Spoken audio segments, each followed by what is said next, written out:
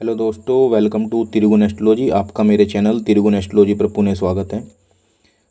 आज हम बात करेंगे ग्रहों की डिग्री के बारे में कि क्या ग्रह की डिग्रियां वाकई में बहुत इम्पोर्टेंट हैं। क्या ग्रह की अगर डिग्री ज़्यादा हो, जैसे मैंने अपना टाइटल दिया है 0 डिग्री का ग्रह, 29 डिग्री का ग्रह या 1 डिग्री का जो ग्रह होता है, क्या वो अपनी स्ट्रेंथ खो देते हैं? क्या उनके पास कोई पावर नहीं होती कि वो अपना रिजल्ट डिलीवर्ड कर पाएँ समय से? जैसे वैदिक एस्ट्रोलॉजी में कहा जाता है कि 0 डिग्री ग्रह वो बाल्यावस्था में है, 15 डिग्री का वो युवावस्था में है और 29 डिग्री का जो ग्रह हो गया है वो वृद्धावस्था में हो गया है। यानी कि इनकी अलग अलग अवस्थाएं बताई गई हैं कि ये अपनी अवस्था में कैसे कैसे रिजल्ट देंगे। तो कभी कभी क्या होता है कि जब आप किसी पंडित जी को अपनी कुंडली दिखाते हैं तो वो बोलते हैं कि अरे आपका तो ये ग्रह 29 डिग्री का है और ये अपनी पूरी स्ट्रेंथ खो चुका है, तो इसलिए आपको ये रिजल्ट नहीं दे रहा। या ये 0 डिग्री का प्लेनेट है, ये अच्छे रिजल्ट नहीं देगा। 1 डिग्री का प्लेनेट है, अच्छे रिजल्ट नहीं दे रहा है। तो क्या ये बात वाकई में सही है? तो हम बात करते हैं कि ग्रह अपनी डिग्रियां कैसे चेंज करते हैं। आपको पता है कि एक राशि 30 डिग्री की होती है और उस राशि में जो भी ग्रह आपके जन्म के टाइम जो ट्रांजिट कर रहे थे, ग्रह जो गोचर कर रहे थे, वो अलग अलग डिग्री पे हो सकते हैं। मान लीजिए आपके जन्म के समय कोई प्लेनेट 0 डिग्री का है मेष राशि में, यानी कि वो अपनी 30 डिग्री मीन राशि को चल के आ चुका है। 0 डिग्री प्लेनेट का मतलब है कि उसने अभी मेष राशि में जस्ट कदम रखा है और वो अपनी आगे की डिग्रियां इसी राशि में पूरी करेगा आपके जन्म के बाद। तो क्या वो वीक हो गया? ऐसा कुछ नहीं है। इसमें होता क्या है कि जैसे उसने अपनी मीन राशि की 30 डिग्री चल दी थी और आपके जन्म के समय 0 डिग्री का वो मेष राशि में था। हमें ये देखना पड़ेगा कि वो प्लेनेट जो है, जो मीन राशि से निकल के 0 डिग्री का मेष राशि में आया है, वो प्लेनेट क्या है, उस प्लेनेट का नेचर क्या है, क्या उस प्लेनेट की जो एलिमेंट है वो, और इस राशि का जो एलिमेंट है, मेष राशि का जो एलिमेंट है, क्या वो उस प्लेनेट को सपोर्ट करता है? क्या वो प्लेनेट मंगल है? अगर मंगल 0 डिग्री का अपनी ही राशि में आया है मीन राशि को छोड़ के, तो वो बड़ा पावरफुल हो जाएगा, क्योंकि वो गुरु की राशि छोड़ के, यानी कि अब मंगल 0 डिग्री का गुरु के सारे, यानी कि गुरु की राशि के सारे तत्वों को लेके अपनी ही राशि में आ गए हैं, यानी कि वो और पावरफुल हो जाएंगे। यानी कि 0 डिग्री का मतलब है कि उन्होंने अभी जस्ट अकाउंट ओपनिंग हुई है उनकी अपनी मेष राशि में। तो यानी कि जब वो मीन राशि से मेष राशि में आ रहे हैं तो वो अपनी ही राशि में आ रहे हैं, जो उनकी खुद की राशि है। तो वो प्लेनेट कभी भी बुरे रिजल्ट नहीं देगा, क्योंकि उसने गुरु की राशि को पार किया है, यानी कि विजडम की राशि को पार किया है।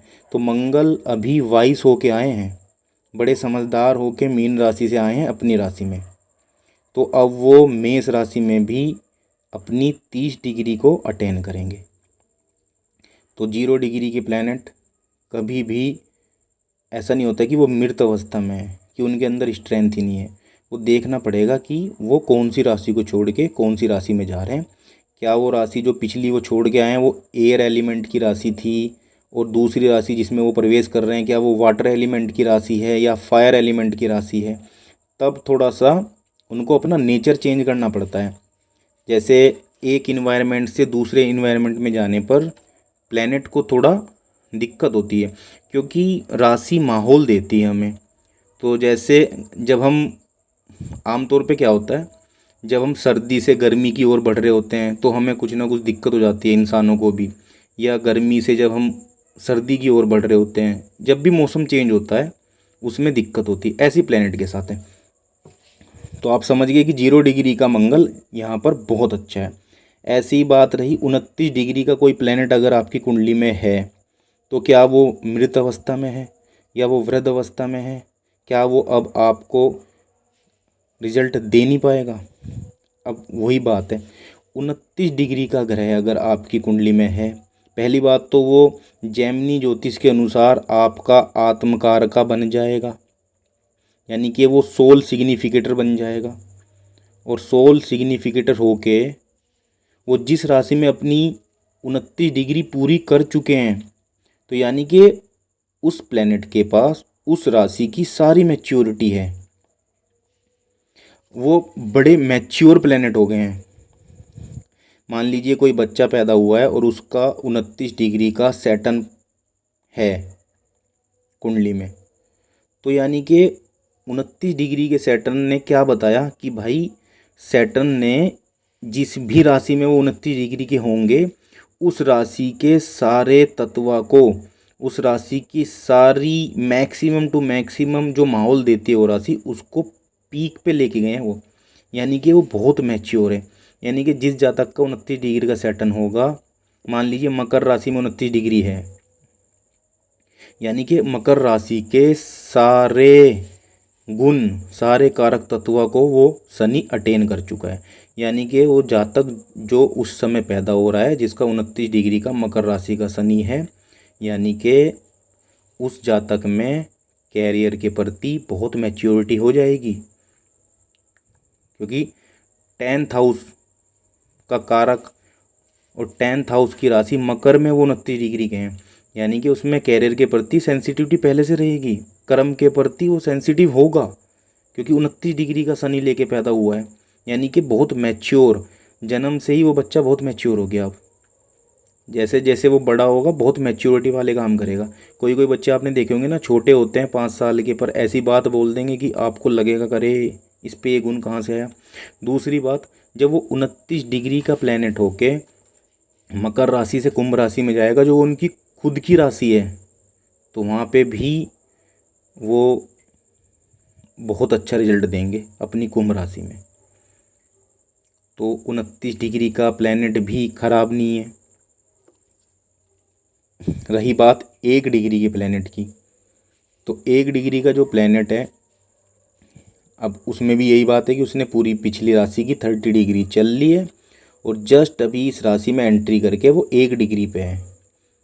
वही बात हो गई कि वो अब यहाँ से धीरे धीरे धीरे इस राशि के भी कारक तत्वों को और इस हाउस के भी कारक तत्वों को अटेन करेंगे अपने पुराने एक्सपीरियंस के बेस पर। जो वो पुरानी पिछली राशि से लेके आए हैं, उसी माहौल को, उसी एक्सपीरियंस को लेके नई राशि में वो कदम रख रहे हैं। 1 डिग्री के प्लेनेट है,